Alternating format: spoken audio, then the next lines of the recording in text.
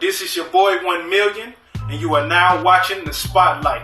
Today we will be interviewing Leo Kraska from Ashen Jackal Films. He is the man behind the camera on this entire project, and I wanted to give him a chance to express who he is, what he does, and why he invested the time in a guy like me.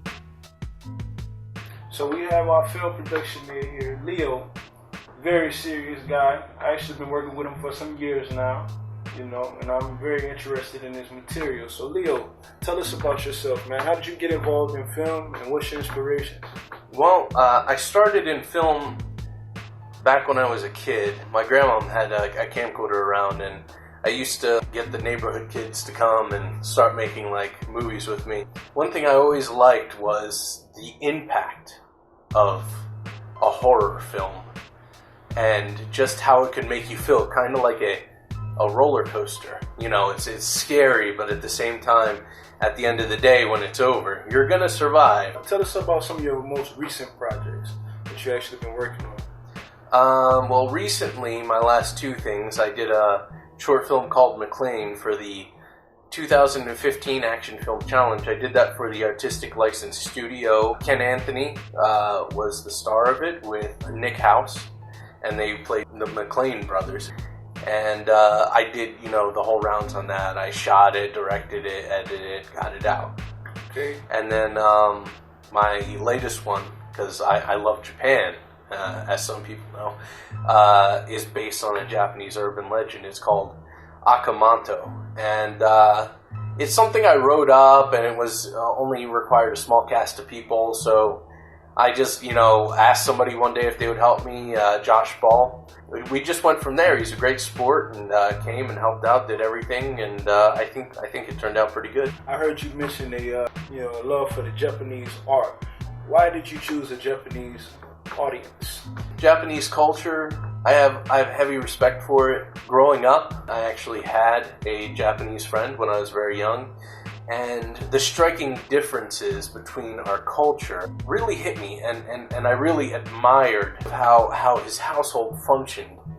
And from there, I went on to discover Japanese cinema, and directors like Takashi Miike, Shinya Tsukamoto, who does Tetsuo the Iron Man, Tetsuo the Bullet Man, Tetsuo Body Hammer. And those movies really spoke to me because, when I was young, I didn't have such a good life, and I could relate to the themes that were put forth in that. And from there, my love for the culture just continued to grow, and maybe one day I'll be able to go there. Have you had any challenges getting your art expressed, and what challenges have you had along the way, and what kind of shaped your desire to help other people? I know what it's like to have nobody most of the time. I know what it's like to have just yourself to rely on.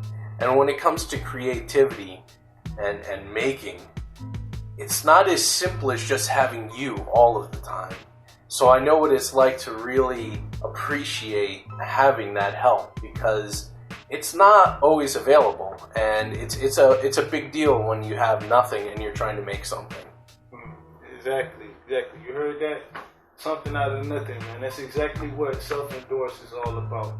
Who do you personally feel like deserves a chance to express their art? Have you ran across any artists that you personally feel like they are slept on or do not have the exposure that they deserve? Joel Wynkoop. He has been acting in B-movies for probably as long as most of us have been alive. I've been in some projects with him. I've helped him with editing and stuff like that. I mean, the guy struggles, but like any true creator, he will tooth and nail fight to bring out his films, fight to bring out his vision, and to be in films, and do what he needs to do to survive. He fights tooth and nail. Same thing with Ken Anthony II. He is a great actor. He's been in 2 of my films, and in several other films I've worked with him. He has such a drive, and he's such a good person, and he does such a good job being relatable on film, that I hope that greater things are in store for him than this. It's not that he's not getting any recognition for what he does, but it's just that it's not getting him the places I feel he should be. So, alright, with saying that, where do you see your career going in film? maybe one day, I'm hoping as I continue to produce things and show things at festivals, hand out business cards, and make more connections and slowly work my way up the ladder, I'm hoping that one day I can obtain a financial status where not only I can support myself with film, but support others with film as well. But at this point, it just seems like it's a bit of a distance away. But I'm willing to put the work in to cover that distance. Whatever it takes. Man, you got to be relentless, man. You got to be relentless. You got to be fearless. And you got to stand behind what you believe in. Oh yeah, definitely. All right, I hope you enjoyed that interview. Let's get ready for the next artist here on the Spotlight.